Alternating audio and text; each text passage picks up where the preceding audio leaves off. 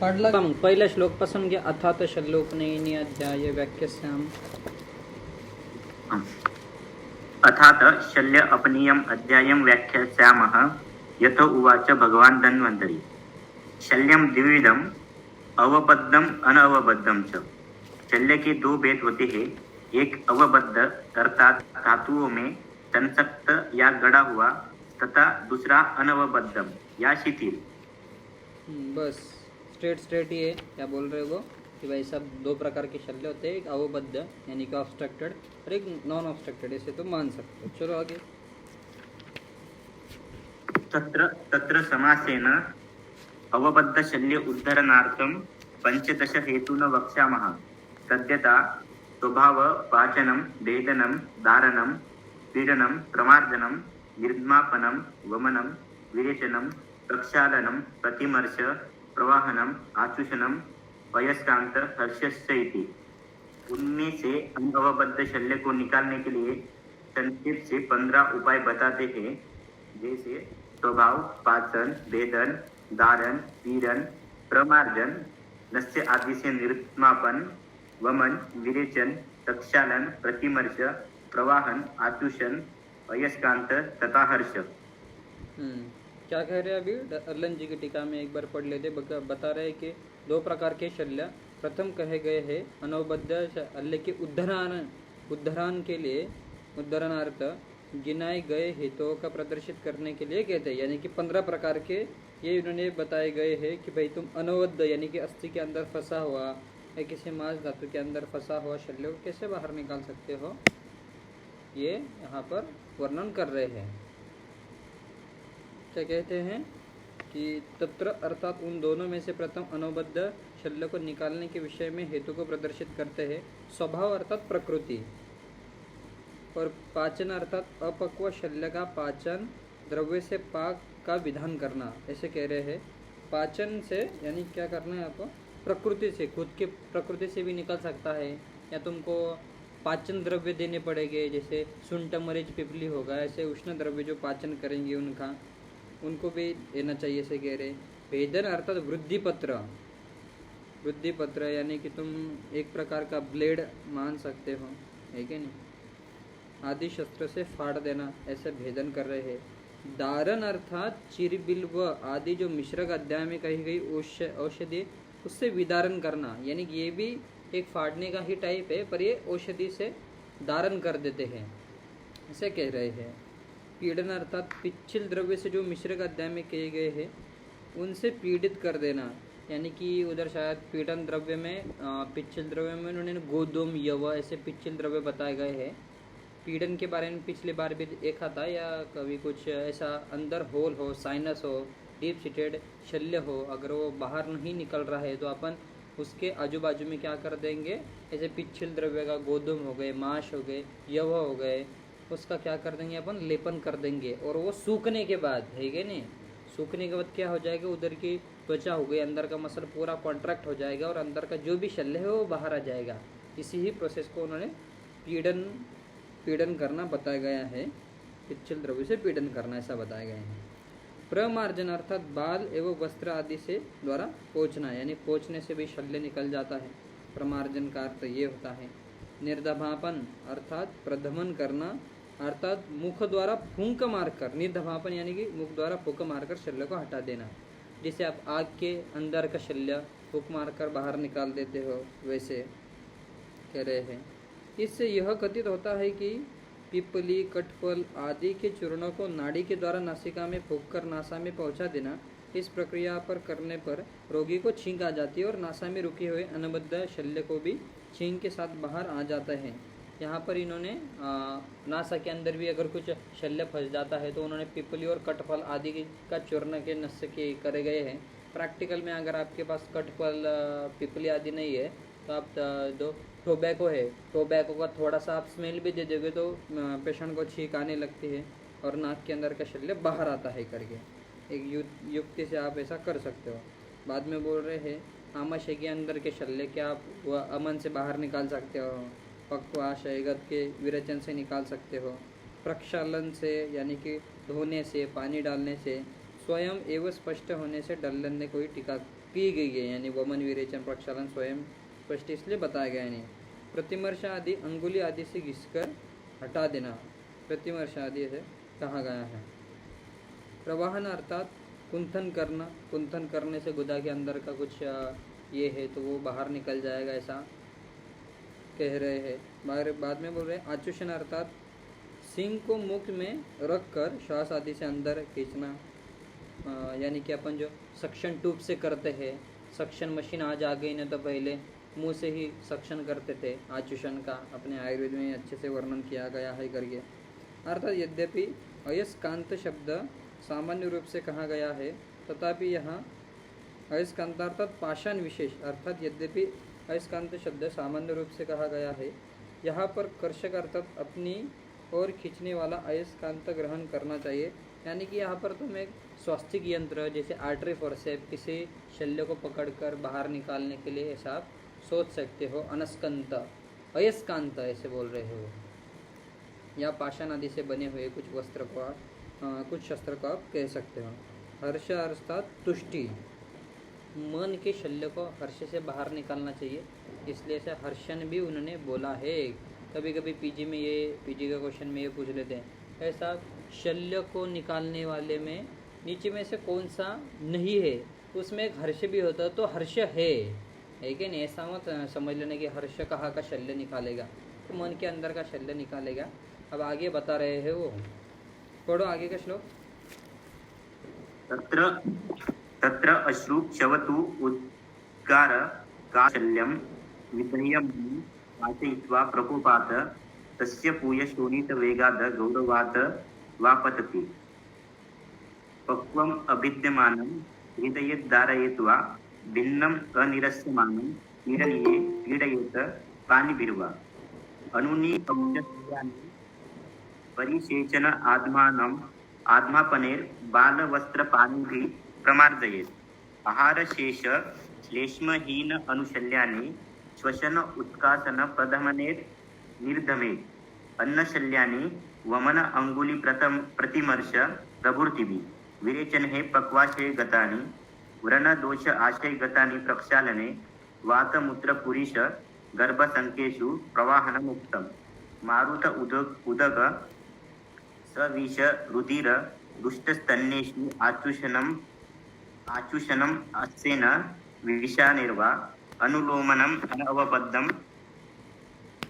कर्णम् अल्पं व्रण मुख अयस्कान्तेन हृदय अवस्थितम् अनेक कारणेन उत्पन्न शोकशल्यं हर्षेण इति। इनमें से आंसू बहाना, छींक लेना, डकार आना, कांसना तथा मल मूत्र और वायु का निकलना, ऐसे इन स्वाभाविक रूप से प्रवृत्त उपायों द्वारा नेत्रादि समस्त शरीर के स्थानों से शल्य बाहर आ गिरता है। मांस में गहरा स्थित शल्य यदि स्वयं न पकता हो तो उसे औषधियों के लेप आदि से पकाना चाहिए। पकने से वह पुय और रक्त के वेग के साथ अथवा स्वयं के भारीपन से बाहर निकल आता है। पकने पर भी यदि नहीं फूटता हो तो उसे शस्त्र द्वारा भेदन करना चाहिए अथवा उष्ण औषधियों के लेप से विदारण करना चाहिए। भिन्न होने पर भी जो शल्य या पुय बाहर नहीं आता हो तो उसे पीड़नीय द्रव्यों के लेप से अथवा हस्त से दबाकर बाहर निकालना चाहिए। इंद्रियों के सूक्ष्म शल्यों को परिसेचन या आत्मापन से अथवा बाल, कपड़ा या हाथ से पोंछ कर निकाल देने चाहिए। भोजन के समय असावधानीवश बोलने या हंसने से नासा या श्वास मार्ग में गए हुए आहार को तथा खांसने पर भी पूरे रूप से न निकल कर बचे हुए श्लेष्मा को तथा हीन और अणु अति सूक्ष्म शल्य को श्वसन से जोर से खांसने से और प्रधमन द्वारा बाहर निकालना चाहिए। अन्न के शल्य को वमन द्वारा या अंगुली को जीभ तालू पर घिसकर निकालना चाहिए। पक्वाशय शल्य को विरेचन औषध देकर निकाल देना चाहिए। व्रण तथा दोषों के आशयों में प्रविष्ट शल्य को प्रक्षालन द्वारा निकालना चाहिए। वात, मूत्र, मल और गर्भ के रुक जाने पर प्रवाहन द्वारा उन्हें बाहर निकाल देने चाहिए।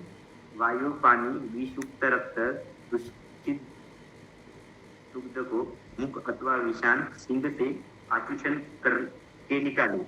अनुलोम, शिथिल, कर्णहीन लक्षण तथा चौड़े मुख के व्रण में स्थित हुए शल्य को अयस्कांत द्वारा निकालना चाहिए। अनेक कारणों से उत्पन्न तथा हृदय में स्थित शोक रूपी शल्य को हर्ष द्वारा दूर करना चाहिए। देखो उन्होंने सिंपल सिंपल से उपाय बताए हैं, है कि नहीं? वो तो उसके ऐसा कुछ इम्पोर्टेंट नहीं है, पर आप एक सिद्धांत वैध वैसे के वैसे एक बार पढ़ लेना। जैसे पहले ही बताया गया, ऑब्वियसली अश्रु हो गए, शौत हो गए, स्वभाव से ही बाहर निकल जाएंगे। फिर बाद में मांस के अंदर का उन्होंने ऐसे अच्छे से बताया कि मांस के अंदर अगर कोई डीप सीटेड चल रहा है, वो बाहर नहीं निकल रहा है, तो भाई सब तो पाचन द्रव्य का ये करो, पाचन होके उसका क्या हो जाएगा, पुय और शून्यत के साथ में वो आ जाएगा बाहर। अगर उससे भी नहीं आ रहा तो आप भेदन और धारण द्रव्य लगा सकते हो। आगे और बता रहे कि आप उससे भी नहीं निकल रहा था, पीड़न द्रव्य का लेप करके मसल्स कॉन्ट्रैक्ट करके वो भी आ सकता है बाहर। अगर इससे भी नहीं हो रहा है तो आप हाथ से दबा दबा कर परिसेचन आत्मापन करके वस्त्र से आप निकाल सकते हो करके। ऐसे बहुत सारे उपाय बताए गए हैं। आगे बोल रहे कि आहार के शेष, ये इम्पोर्टेंट है। कभी कभी ऐसा खाते खाते हंसते हंसते अगर उधर ट्रकिया के अंदर और रेस्पिरेटरी सिस्टम के अंदर अगर ये चला जाता है, आपको कोई शल्य चला जाता है, तो अपने आयुर्वेद में भी उसका उपाय बताया गया है कि आप खाते खाते अगर कोई श्लेष्मा का टुकड़ा ही नानो रेस्पिरेटरी सिस्टम के अंदर अगर अटक जाता है, आपके गले के अंदर पूरा ऐसा अटक जाता है, तो आदमी मर भी सकता है क्या नहीं? तो उसके लिए आपको क्या करना है, उत्कासन यानी कि उसको थोड़ा सा ऐसा आगे की तरह जो का दो प्रदमन करो, निर्दपापन करो, या आप 2 उंगलियां डालकर उसको अमन भी करवा सकते हो। प्रतिमर्श यानी कि अगड़ने को भी बोला है। ऐसे अन्य अन्य उपाय उन्होंने बोले हैं। आहार के शल्य के, गले के अंदर अटके हुए शल्य के, सबसे इम्पोर्टेंट है। प्रैक्टिकल क्या एक्सपर्ट से कभी भी ये कंडीशन आ सकती है, ऐसे टाइम घबराना नहीं है। आप पीठ के ऊपर थपथपाते भी हो, अच्छे से मारते हो, तो वो शल्य बाहर निकल जाता है करके। बाद में वो तो बता दिया है कि भाई पक्वाशय के स्थित का, पक्वाशय के अंदर जो शल्य होते हैं उसको विरेचन से निकाल दे। व्रण के अंदर अगर पुय उपस्थित हो तो उसको प्रक्षालन करने से वो निकाल दे करके। वात हो गया, मूत्र, पुरुष, और गर्भ को भी देखो, गर्भ का भी यहाँ पर एक वर्णन किया है कि आप गर्भ को प्रवाहन करके ये कर सकते हो। यानी कि प्रसूति कैसी होनी चाहिए, यानी कि कैसी प्रेगनेंसी होनी चाहिए। तो ऐसे पूरी संहिता में छोटे छोटे नहीं क्या ये मिलेगी आपको, सिद्धांत में मिलेगी यही कि अब भाई गर्भ नहीं निकल रहा है तो क्या करना है, प्रवाहन करना है। सिंपल सी बात है, उन्होंने यहाँ पर बता दिया, पर ऐसा कुछ अलग से अध्याय नहीं लिखा उन्होंने। फिर बाद में बोल रहे हैं वायु अगर है, दूषित वायु है, जल है, सविष रुधिर है, यानी कि आपके रक्त के अंदर कोई सांप काट लिया है कि नहीं, आपने दूषित जल ज़्यादा पी लिया है, दुष्ट स्तन्य अगर है तो उसको क्या बोल रहे हैं, मुख द्वारा अथवा सिंग के द्वारा आप रक्तमोक्षण भी कर सकते हो। सविष रुधिर को ऐसे आचूषण करना है कह रहे हैं। अगर बोल रहे हैं ऐसे शल्य अगर अनुलोम स्थिति में है, अनवबद्ध है, तो उसमें कर्ण अगर नहीं है, यानी कि स्ट्रेट ही एक अकड़ी जैसा ही शल्य पूरे अनुलोम गति से जा रहा है, और व्रण का मुख छोटा नहीं है, तो अयस्कांत द्वारा यानी कि आर्टरी फोर्सेप्स पकड़ के आप बाहर निकाल सकते हो। और बोल रहे हैं ये सबसे इम्पोर्टेंट है कि हृदय के अंदर जो स्थित आपका शोक रूपी शल्य है, उसको आप हर्षण से अगले पेशेंट को हंसा कर आप उसका शोक को दूर कर सकते हैं, ऐसे कह रहे हैं। चलो आगे बढ़ लो। सर्वशल्यान अंतु महताम अनुनाम वा द्वावेद आहरणे हेतु भवत प्रतिलोम अनुलोमस्य तत्र प्रतिलोमं गर्वाचीनम आनयेत् अनुलोमं पराचीनम उत्तुंगित चित्वा निर्घातयेत् छेदनीयं मुखं छेदनीय मुखानि अपि कुक्षि वक्ष कक्षा वंशन परशुक अंतर पतितानि च हस्तशक्यं यथा मार्गेण हस्तनेवा अपहतु प्रयतेत् देखो हस्तेन बस इधर ही प्रयत्न तक ये ले लो। देखो क्या बोल रहे हैं, सभी छोटे या बड़े शल्य को निकालने के 2 प्रकार होते हैं। एक तो प्रतिलोम गति से, यानी कि जहाँ से घुसा है उसके आगे से आप निकाल लो, या अनुलोम गति से इसे कह रहे हैं। ठीक है। हाँ देखो क्या कह रहे डल्लन जी, वही कह रहे 5 गति वाले जो शल्य होते हैं, ऊर्ध्वाध, रुजु, अर्वाचीन, ऐसे जो 5 गति वाले शल्य जो बताए गए उसको आहारण के 2 टाइप बता रहे हैं। सर्व शल्यालम पद से प्रदर्शित करते कि प्रवेश मार्ग से ही जब शल्य का आहरण किया जाता है तो उसको प्रतिलोम किए जाते हैं, और इसके विपरीत जो शल्य का आहरण होता है तो उसको अनुलोम पद्धति से किए जाते हैं। यानी क्या कह रहे वो, प्रवेश मार्ग से ही जब शल्य का आहरण किया जाता है, यानी कि जहाँ पर वो गया है, जहाँ से वो एंटर किया है, यानी कि हाथ के ऊपर से लगा और आप उसी डायरेक्शन से उसको वापस निकाल रहे हो तो वो प्रतिलोम होगा, और उसको आगे से निकाल देना ऐसे अनुलोम जो क्रिया होती है उसको ही वो कह रहे हैं। बाद में बोल रहे हैं उत्तुंडित अर्थात जिस शल्य का मुख भाग ऊपर को उठा हुआ हो, दिखाई देता हो तो उसे छेदन कर आहरण करे, और जो शल्य छेदनीय मुख है अर्थात जिसका अग्रभाग शरीर में घुस जाता है उसे पकड़कर हिला डुलाकर, यानी अनुलोम विधि से, यानी कि अगर अगले भाग से अगर वो करनी है ऐसा टोकदार अगर बाण है, वो अगर ऑर्गन को पेनिट्रेट करके आगे से निकल जा रहा है तो उसको वैसे ही अनुलोम पद्धति से कह रहे हैं। आगे बोल रहे यह छेदनीय मुख शल्य शरीर में कुक्षी, वक्ष, कक्षा, वंशन, परशुका के अंदर प्रविष्ट हो गए हो और हाथ से निकालना संभव नहीं हो तो मार्ग के अनुसार हाथ से ही अपहरण निकालने का प्रयास करना चाहिए। आगे कह रहे हैं इसके डल्लंडी का एक बार पढ़ लेते हैं।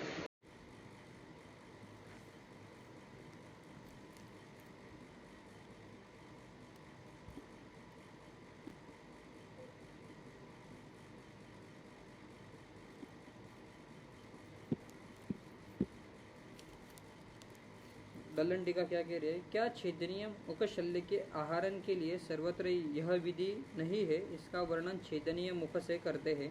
वक्ष अर्थात हृदय, वक्ष प्रदेश अर्थात यहाँ पर कहा गया है कि हृदय प्रदेश को लो आप।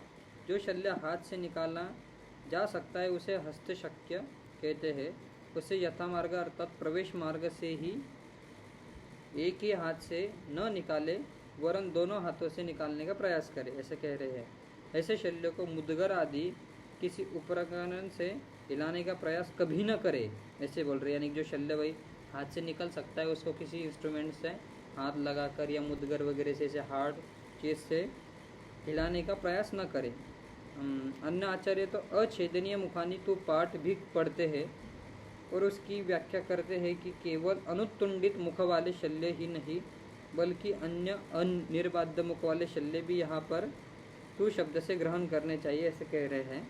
वे शल्य कुक्षी आदि में पतित फंसे होने पर अछेद्य होते हैं,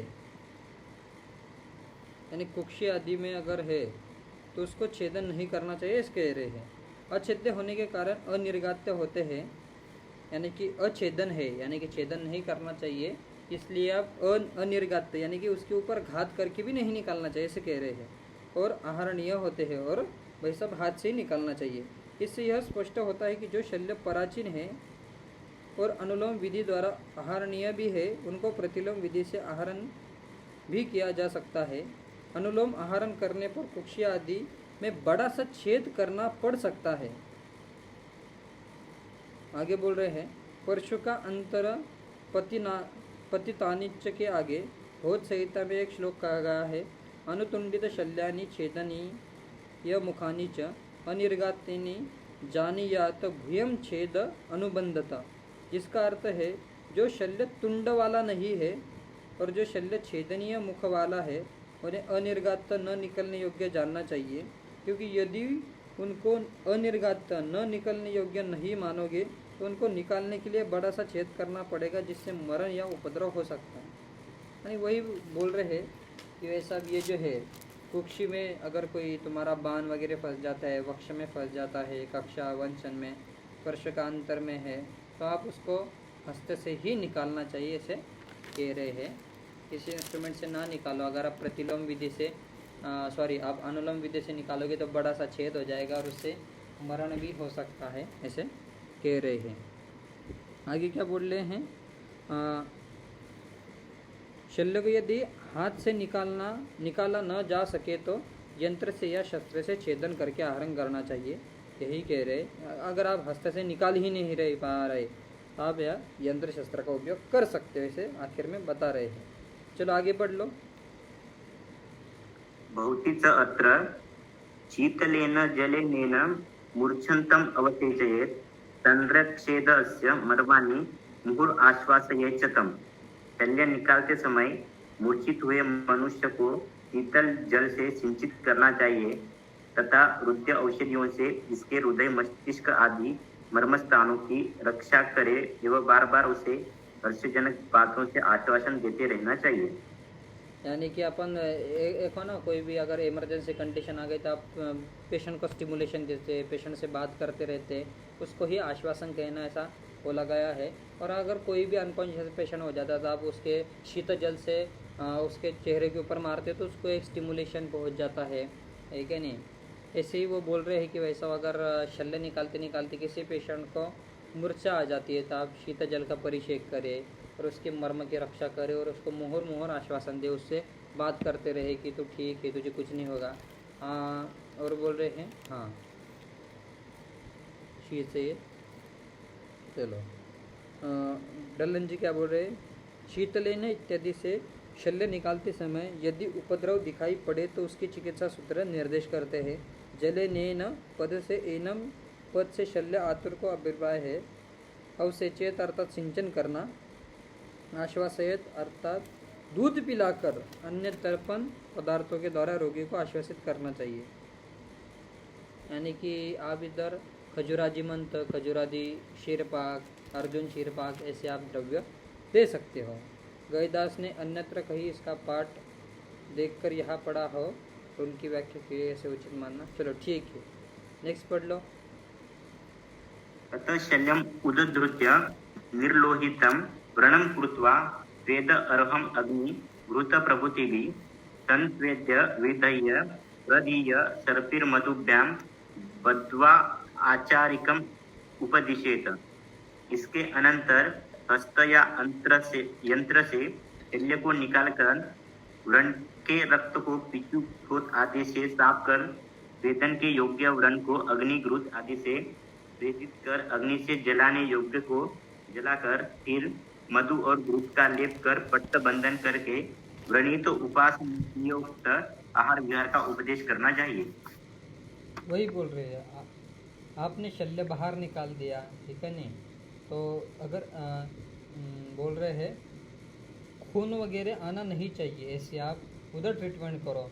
जैसे अगर खून ज़्यादा बह रहा है तो आप कॉटरी कर देते हो, नहीं क्या, या आप टाइट पैकिंग कर देते हो, वैसे ही वो बोल रहे हैं कि आप घृत लगा सकते हो पेशेंट के बाद में बोल रहे हैं कि आप पट्टी करवाने के लिए सर्पी मधु का भी प्रयोग आप कर सकते हो, ऐसे बोल रहे हैं। बस आगे तो इसमें तो कुछ नहीं है, सीधा सीधा ही बता गया है। चलो आगे बढ़ो।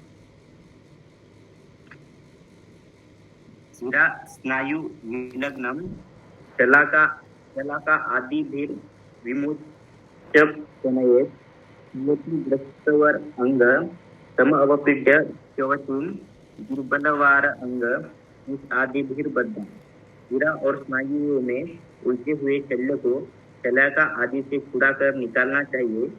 चोट में फंसे हुए बांध को चोट युक्त स्थान को दबाकर निकालना चाहिए। दुर्बल बांध को कुछ आदि से बांधकर निकालना चाहिए। चलो ठीक है, आगे बढ़ लो। और इसमें भी कुछ खास नहीं है। हृदयम् अभितो वर्तमानं शल्यं शीतजल आदि भीर उद्वेजितस्य अपहरेत् यथा मार्गं दूर उपहरतम् अन्यतो अपबाध्यमानं पाठयित्वा उद्धरेत्। हृदय के चारों ओर वर्तमान शल्य को शीतल जल से उद्वेजित पुरुष को आश्वासित कर जिस मार्ग से वह घुसा हो उसी मार्ग से निकालना चाहिए। यदि वह यथा मार्ग से न निकल सके तो अन्य स्थान में थोड़ा छेदन करके निकालना चाहिए। वही बोल रहे हैं, अगर आपके हार्ट के आसपास में कोई कोई शल्य फंस जाता है तो पहले आप शीतल जल से भाई साहब उस पेशेंट को आश्वासन दो, और बाद में बोल रहे हैं जहाँ से घुसा है उसी उसी से वहाँ से ही उसी डायरेक्शन से वापस उल्टा करके उसको निकालो, ऐसे कह रहे हैं। अगर निकल ही नहीं रहा तो आसपास आप कोई छेदन वगैरह करके उसको आप निकालो, बस सिंपली कह रहे हैं। वह सब शल्य कैसे निकालना चाहिए, जस्ट वन टाइम रीडिंग आप 2 टाइम रीडिंग आप कर सकते हो पीजी के लिए, तो जो इम्पोर्टेंट वो आगे बताऊंगा। चलो आगे पढ़ो। अस्ति विवर प्रविष्टम अस्ति विदष्टम वावगृह्य पादाभ्यां यंत्रेण अपहरेद वशक्यम एवं वा बलवद्भिः परिगृहीतस्य मृतेन गृहीत्वा शल्यवार अंग प्रविभुज्य धनुर्गुणिर्बध्ये एकतश्च आस्य पंच अंगाम उपसंयतस्य आश्वास्य वक्रकविते बदीयात् अथ येन कषया ताड यथो यथो उन्नामयं शिरोवेगेन शल्यम् उद्धरति दृढां वा पुरुषशाखां वनम्य तस्यां पूर्ववद् उद्धरेत। अस्थि के छिद्र में प्रविष्ट अथवा अस्थि में फंसे हुए शल्य को यंत्र से पकड़कर तथा शल्य स्थान के दोनों ओर पाल लगाकर खींचना चाहिए, अथवा इस प्रकार से यदि शल्य न निकल सके तो बलवान मनुष्य द्वारा रोगी को भली प्रकार नियंत्रित करके उसकी शल्य के वारंग हत्थे को यंत्र के द्वारा पकड़कर टेढ़ा करके एक तरफ से धनुर्गुण से बांध दे तथा शल्य के दूसरे भाग को पंचांगी बंद में बंद ये घोड़े के मुख में लगाम लगाकर उसमें बांध देना चाहिए।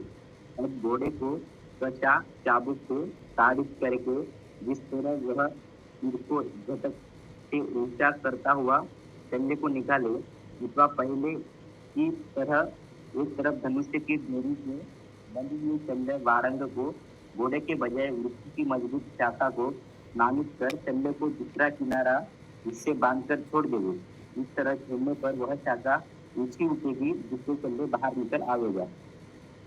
कभी कभी आयुर्वेस्ट में से बहुत सारे क्वेश्चन आए थे, पिछले वाला जो क्वेश्चन है ऐसे कभी कभी असरेशन रीजन में आ जाते हैं। हृदय के अंदर जो शल्य घुस जाता है तो उसको भाई साहब कैसे निकालना चाहिए, उसको उसी मार्ग से निकालना चाहिए जहाँ घुसा है, या अनुलोम पद्धति से निकालना चाहिए या प्रतिलोम पद्धति से निकालना चाहिए, ऐसे पूछ लेते हैं। और यहाँ पर ये थोड़ा सा इम्पोर्टेंट क्वेश्चन बनता है कि अस्थि विवर के अंदर फंसा हुआ शल्य, ऑब्वियसली बोन के अंदर अगर कोई भी शल्य फंसा है तो वो अगर हाथ से निकल रहा है तो ठीक है, नहीं तो आप यंत्र के इंस्ट्रूमेंट की कुछ ना कुछ तो आपको मदद लेनी ही पड़ेगी। अगर तब भी नहीं निकल रहा तो आपको उन्होंने बहुत सारे अच्छे से टेक्निक बताई है कि आप कोई भी जो बाण हो, यानी कि जो धनुर्बाण हो, उसको थोड़ा सा टेढ़ा कीजिए, फिर वो जो अस्थि के अंदर जो शल्य है उसको पंचांग के बंदे बांध के उसको छोड़ दीजिए, तो ऐसा वो बेंड हुआ हुआ धनुर है वो स्ट्रेट हो जाएगा और आपका जो अस्थि विवर के अंदर जो शल्य है वो निकल जाएगा, ऐसे कह रहे हैं। बाद में बोल रहे हैं अगर इससे भी नहीं हो रहा तो आप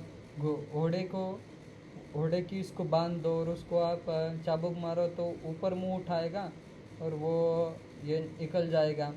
इससे भी नहीं हो रहा है तो और बोल रहे हैं कि आप वृक्ष की एक शाखा को आप अच्छे से शल्य बांध दो, पंचांग की बंद बांधो और उस वृक्ष की शाखा को छोड़ दो, तो वृक्ष की शाखा नीचे आई हुई ऊपर निकल जाएगी और शल्य जो है अस्थि विवर के अंदर का वो निकल जाएगा, ऐसे उन्होंने कहा गया है ये। पर इसको याद रखना, कभी कभार ऐसे रेयर क्वेश्चन पूछ लेते हैं, अस्थि विवर के अंदर फंसा हुआ शल्य कैसे निकाले, क्या क्या उपाय बताए गए हैं ऐसे करके। 1-2 बार रीडिंग मारना है इसको, ज़्यादा कुछ रटने की ज़रूरत नहीं, बस समझ लो इसको। चलो आगे पढ़ लो। अदेश उत्तुंडितम अश्लीला अस्म उद्गाराणाम अन्यतमस्य प्रहारेण विचाल्य तथा मार्गम एव यंत्रेण कुक्षी आदि अछेदनीय स्थान में प्रविष्ट हुए उत्तुंडित शल्य को अश्लीला पत्थर और मुद्दर मीने से किसी एक के प्रहार से शल्य को विस्मित कर यंत्र से पकड़कर प्रवेश मार्ग से ही निकालना चाहिए। क्या कर रहे हैं, क्या बोल रहे हैं, अदेशो उत्तंडित अर्थात बोल रहे हैं अदेश अर्थात ऐसे स्थान जहाँ छेदन संभव नहीं हो, जहाँ पर आप छेदन नहीं कर सकते, इसके मर्म के स्थान हो गए ऐसे बताए गए हैं। अर्थात उस भाग को काटकर शरीर से अलग न किया जा सके, वहाँ वैसे शल्य को उत्तंडित हो उसको अष्टिला यानी पत्थर मार मार कर आप मुदगर मार मार कर किसी एक से प्रहार कर शल्य को चलायमान करके यथा मार्ग यंत्र द्वारा निकालना चाहिए कह रहे हैं। कुक्षी आदि अछेदनीय प्रदेश में उत्तुंडित अर्थात अस्थि आदि में प्रविष्ट विदिष्ट फंसे हुए शल्यों को यथा मार्ग अपहरण का उपाय प्रदर्शित करते हैं ऐसे कह रहे हैं। अदेशों मतलब अछेदनीय जो जो जो देश बताए, जैसे कुक्षी हो गया, वक्ष हो गया, वंशन हो गया, है कि नहीं, उसको वो वहाँ पर कह रहे हैं कि यथा मार्ग से बाहर निकाले, पत्थर मुदगर आदि से मार मार कर आप बाहर निकालो। चलो आगे बढ़ लो। मुग्दर किसका है? क्या ये मुग्दर और अश्किला का मतलब क्या है? वो मुदगर ऐसा ओल वाला नहीं होता क्या, वो एक बार ऑनलाइन देख लेना मुदगर की इमेज। और पत्थर तो मेन अष्टिला तो मेन पत्थर ही है करके। चलो आगे बढ़ो। यंत्रेण विमृदितकरणानि कर्णवन्त्यान् आबाधकरदेश्य उत्तुंडितानि पुरस्तादैव। करनी शल्य को जो कि पीड़ा कर मर्म प्रदेश में स्थित न हो, तो प्रथम यंत्र द्वारा उसके कर्ण को संकुचित करके प्रविष्ट मार्ग से ही निकालना चाहिए। बस अगर तुम्हारा कोई मर गई आन वगैरह है, वो ऑडी को आर पार निकल जाता है, तो आगे से जो करनी जो है उसको भाई साहब काट कर उसको आप उसके जहाँ से प्रविष्ट हुआ है उसी मार्ग से आप निकलना जैसे कह रहे हैं। आगे बढ़ो।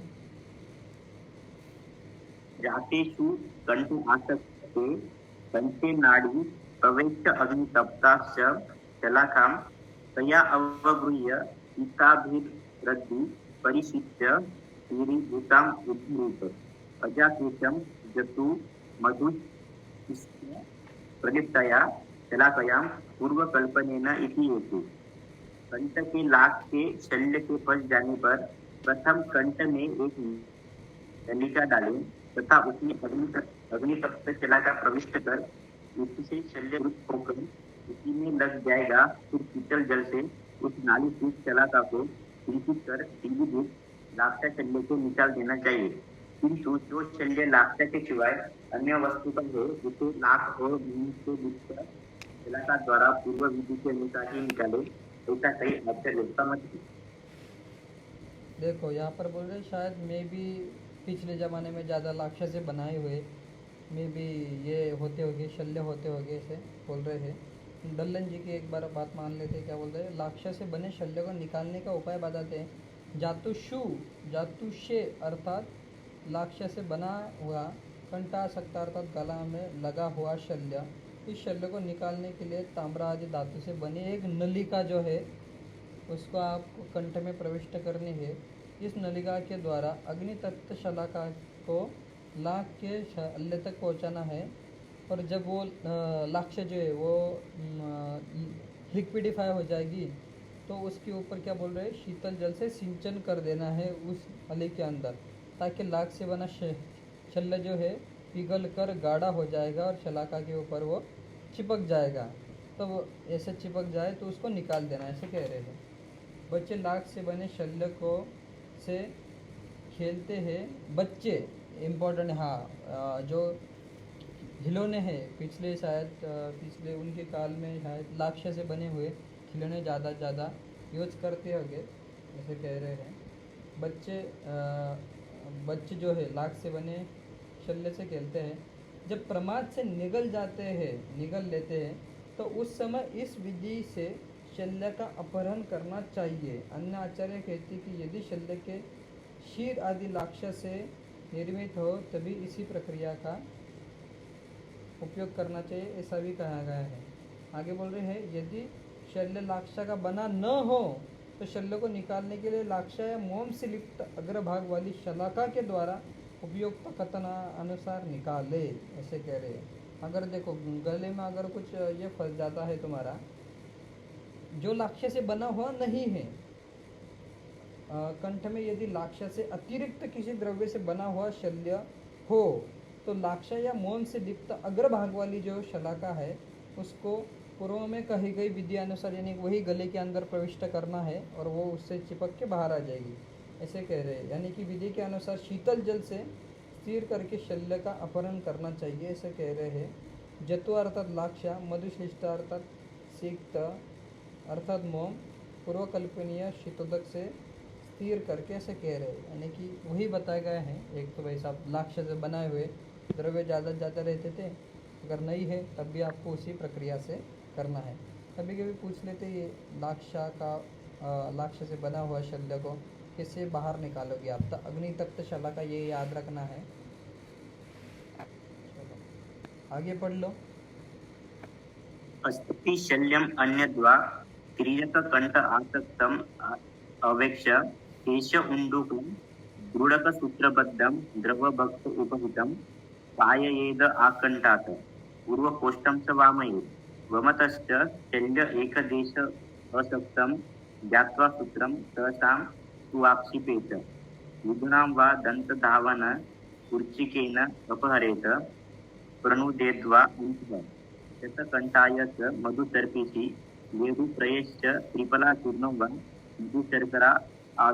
मधुशर्करा विमिश्रम।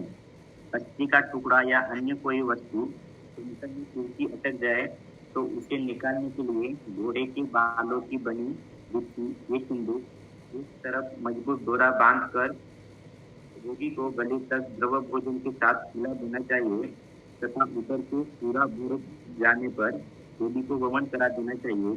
वमन करने से शल्य का एक प्रदेश उस बाल गुच्छी में फंस जानकर उस डोर को जोर से सहसा बाहर खींचना चाहिए।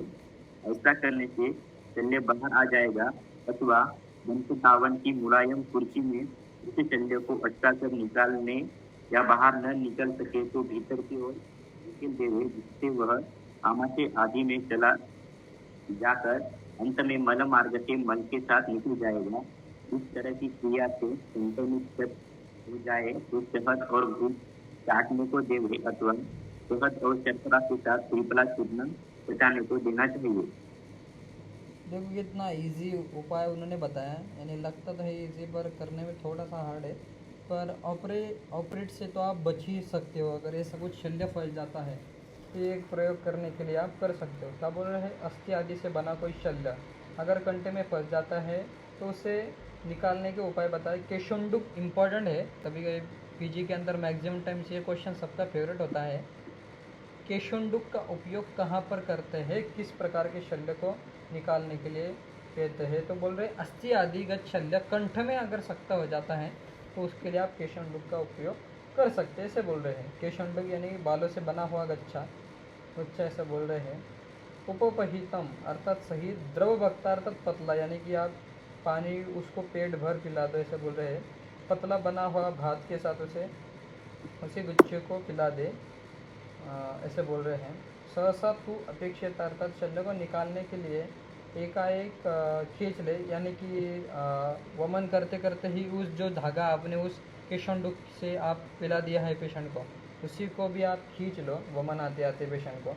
और बोल रहे हैं अगर इससे नहीं हो रहा है तो बोल रहे हैं दंत धावन कुर्चक अर्थात करंजा आदि वृक्षों की टहनी के अग्रभाग को कूट कर बनाई गई कुर्ची से शल्य का अपहरण करें। आप दंत धावन वाली कुर्ची से भी आप बाहर अपहरण कर सकते हो, अगर वो दिख रहा है तो वो कूट कर बनाई गई कुर्सी से शल्य का अपहरण करें। अर्थात शल्य बाहर नहीं निकल पाए तो उसी कुर्सी से अंदर की तरफ आप ढकेल दें। कुछ आचार्य केशुंडुक के स्थान पर केशुंदुक भी पाठ मानते हैं। कंठ का शल्य निकल जाने पर पश्चात कर्म शतकंठाय से कहते हैं।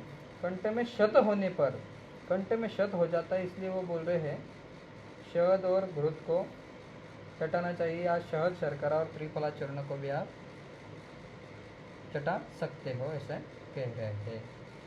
चलो याद रखना केशुंडुक करके। चलो आगे बढ़ लो। उदक पूर्ण उदरम अवाक शीरसम अवपीडयेत्तु नियात वामयेद्वा भस्मराशो वा निखनेत आमुखात।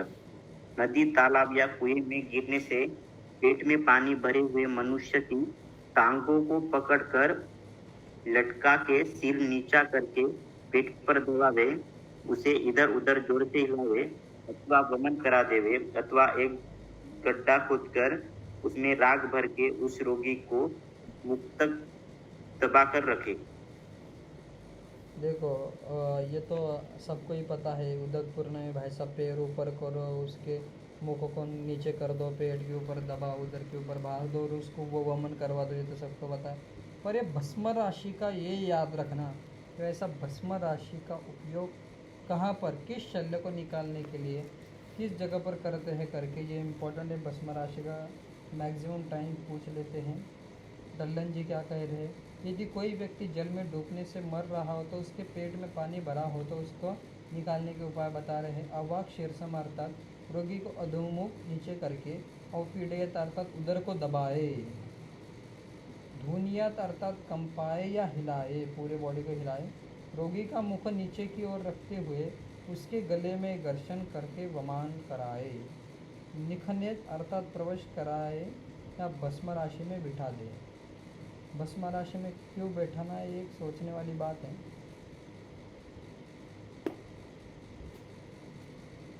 चलो आगे पढ़ो। ग्रास शल्येषु कंठ आसक्ते निशंकम अनअवबुद्धम स्कंदे मुष्टिनाम अभिहन्यात नेहम मध्यम प्राणियं वा पायेत। ग्रास शल्य से कंठ में आसक्त होने पर निशंक होके सहसा रुग्ण के स्तन पर मुष्टि प्रहार करे अथवा उसे मुंह मध्य या पानी पिलाना चाहिए। आपने बहुत सारे से वीडियो भी देखे होंगे कि अचानक से होटल में है और उसके गले में कोई तो भी ओलस फंस गया है या अन्न का टुकड़ा फंस गया है, तो वो बोल रहे ग्रास शल्य तो कंटा आ सकता है, कंटा का अगर आ सकता होकर मर भी सकता है पेशेंट। अब एक केस आए थे शायद ऑनलाइन न्यूज़ पर ही थे, कोई तो भी अच्छा आदमी ही था, उसकी तुरंत इमीडिएट डेथ हो गई।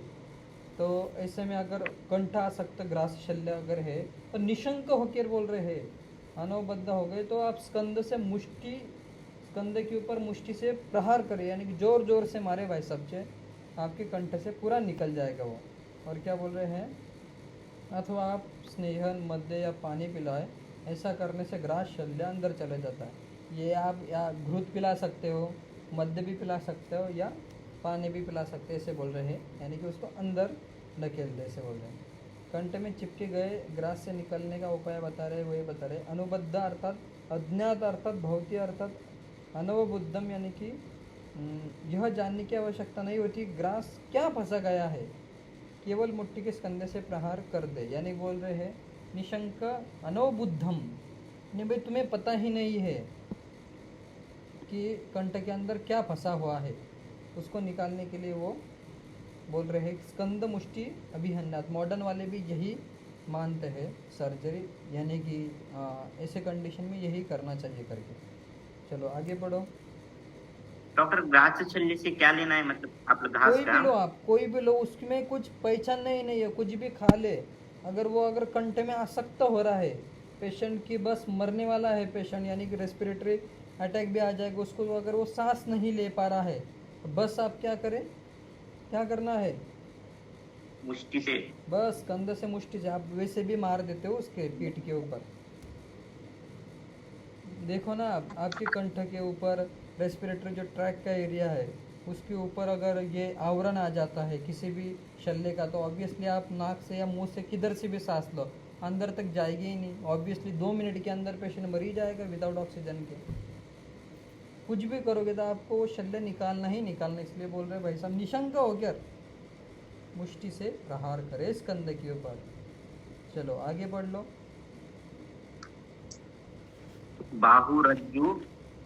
बाहुरज्जु लता पाशे कंठ पीडनादय वायु प्रकुटम श्लेष्मानं कोप्त्वा स्रोतो निरुनद्धि लालास्राव तेन आगमनं प्रज्ञानाशं च आपादयति समपभज्यं संस्वेद्य शिरोविरेचनं तस्मै तीक्ष्णं दद्याद्रसश्च वातघ्नं विदद्यात् इति।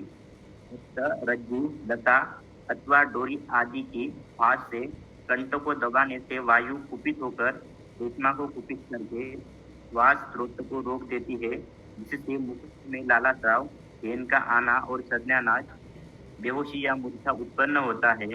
ऐसे रोगी को अभ्यंग करा के प्रेरित कर तीक्ष्ण शिरोविरेचन दे तथा वातनाशक रस का पान कराना चाहिए।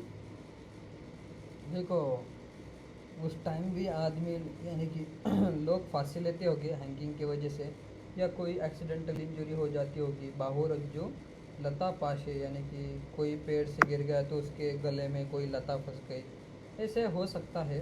और बोल रहे कंठ पीड़न आदि वायु, किसी ने गला दबा दिया तो उसके जो वायु है उसका कंठ का पीड़न होने से वो पीड़न हो गया उस वायु का, तो क्या होता है उससे प्रकोपित श्लेष्मा प्रकोपित हो जाता है और स्रोतों को अवरोध कर देता है और पेशेंट को लाला स्राव होने लगता है, फेनागमन होने लगता है और संज्ञानाश, ऑक्सीजनेशन ही नहीं होता, इसलिए वो पेशेंट मरता ही है। ऑब्वियसली उसको फांसी लगने के बाद पेशेंट मरेगा ही। तो बोल रहे सबसे पहले बोल रहे आपको करना है वहाँ पर स्वेदन करना है। बोल रहे हैं शिरो विरेचन, नाक के अंदर भाई सब कुछ आप ज़बरदस्त स्टिमुलेशन देने के लिए उन्होंने ये बोला है। सबसे पहले बोला अभ्यंग करो भाई साहब, फिर क्या करो अभ्यंग स्वेदन, बाद में बोला है शिरो विरेचन, तीक्ष्ण शिरो विरेचन देने को बोला है। वचा का चूर्ण आप कभी भी आप खिस्से में रख सकते हो, आपके पास ऑब्वियसली होना चाहिए। ऐसे अनकॉन्शियस कोई अगर संज्ञानाश का पेशेंट आ जाते तो उसमें आपको तीक्ष्ण शिरो विरेचन करना ही करना है, वचा का चूर्ण देना है। और आज आखिर में बोल रहे ऐसा सब कुछ पेशेंट सेटल होने के बाद वातज्ञ द्रव्य जैसे आप मांस रस वगैरह आप दे सकते हो। तो ये याद में रखना।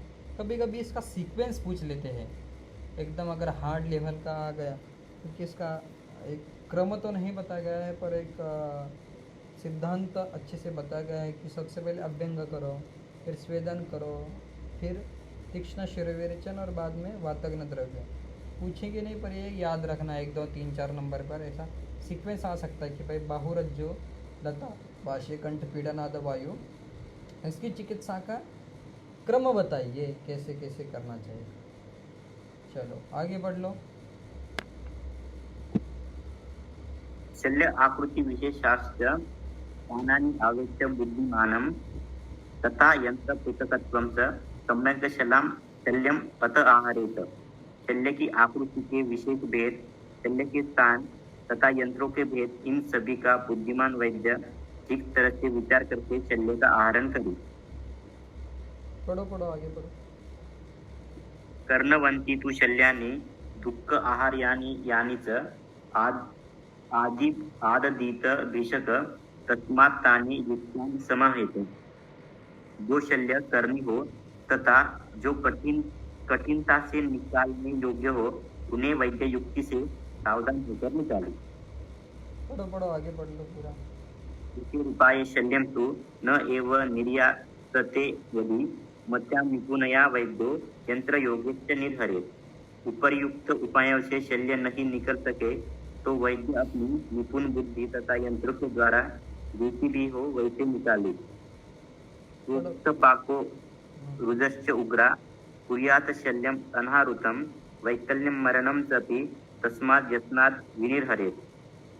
यदि शल्य को न निकाल जाए तो वह उस स्थान में शोथ, पाक, तीव्र वेदनाएं, विकलता तथा मृत्यु तक कर देता है।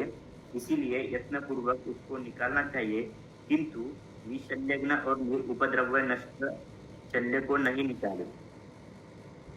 वही बोल रहे हैं कि आपको अगर आप शल्य नहीं निकालोगे, ठीक है, नहीं तो बोल रहे शोथ, पाक, उग्र रुजा हो सकती है और मरण भी हो सकता है, इसलिए यत्नपूर्वक शल्य को निकाले। और बाकी तो सिंपली उन्होंने बताया कि भाई ऑब्वियसली कर्णवंती है, शल्य है तो बहुत भाई साहब ऑब्स्ट्रक्टेड होगा, अंदर से बहुत ज़्यादा इंजरी करते हुए बाहर निकालेगा, इसलिए वो निकालना बहुत ही हार्ड है। और बोल रहे कि भाई वैद्य को उन्होंने खुद से अधिकार दिया है, अगर भाई साहब ऊपर वाले उपाय से नहीं हो रहा है, तुम्हारे हिसाब से अच्छे से प्रयत्नपूर्वक युक्ति लगाकर तुम्हें शल्य निकालना चाहिए बाहर, इसे कह रहे हैं। और तो बस ठीक है, ख़त्म होगा ये सूत्र से का सूत्र स्थान। ठीक है, इसमें तो कोई क्वेश्चन नहीं